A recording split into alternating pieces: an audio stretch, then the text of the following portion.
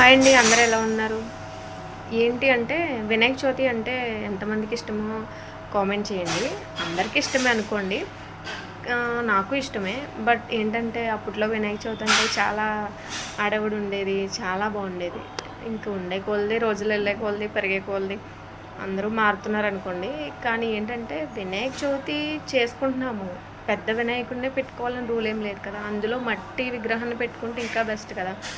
ఎందుకు అంటున్నానంటే మీరు పూజిస్తున్నారు, 9 డేస్ పూజలు చేస్తున్నారు, 11 రోజులు చేస్తున్నారు. కానీ ఏంటంటే నిమజ్జనం చేసినప్పుడు ఎంత వరస్ట్‌గా చేస్తున్నారంటే బాబోయ్! అసలు మీకు చేతులు ఎలా వస్తున్నాయో నాకు అర్థం అవ్వట్లేదు. చెయ్యి విరగ్గొట్టేస్తున్నారు. ఏవో మొత్తం మీద చాలా దారుణంగా చేస్తున్నారు. అదే మట్టి వినాయకుడిని పెట్టుకొని పూజిస్తే మీకు ఏమవుతుందో చెప్పండి? కనీసం ట్రై చేయండి. పెద్దది పెట్టుకోమని ఎవరు చెప్పట్లేదు కదా! చిన్నది పెట్టుకొని 10 మందికి భోజనాలు పెట్టి మంచిగా చేసుకుంటే ఏమవుతుంది మీకు? అంటే నేనేదో చెప్తున్నానని కాదు. నాకెందుకో చెప్పాలనిపించింది. అంత పెద్ద వినాయకుడిని పెట్టుకుని మరీ అంతలా చేయకూడదు కదా! మట్టి వినాయకుడిని పెట్టుకుంటే నీటిలో కూడా కరిగిపోతుంది. మనకి మంచిదే కదా!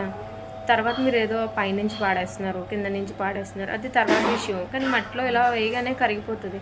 పెద్ద పెద్ద విగ్రహాలు పెట్టుకుని అవన్నీ నిజంగా చూస్తున్నారు కదా మీరు. ఎందుకో నాకు షేర్ చేసుకోవాలనిపించింది ఈ విషయం. మరీ పెద్ద విగ్రహాలు పెట్టుకోమని ఎవరు చెప్పలేదు కదా! చిన్నది పెట్టుకున్న దేవుడే, పెద్దది పెట్టుకున్న దేవుడే. చిన్నది పెట్టుకోవడానికి ట్రై చేయండి. అందులో మట్టి విఘ్నేశ్వరుని పెట్టుకోవడం ట్రై చేయండి. మనకే మంచిది కదా!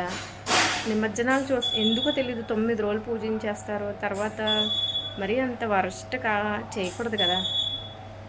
ఎందుకో నాకు షేర్ చేసుకోవాలనిపించింది. షేర్ చేసుకున్నాను. మీరు ఏమనుకుంటున్నారో కామెంట్ చేయండి.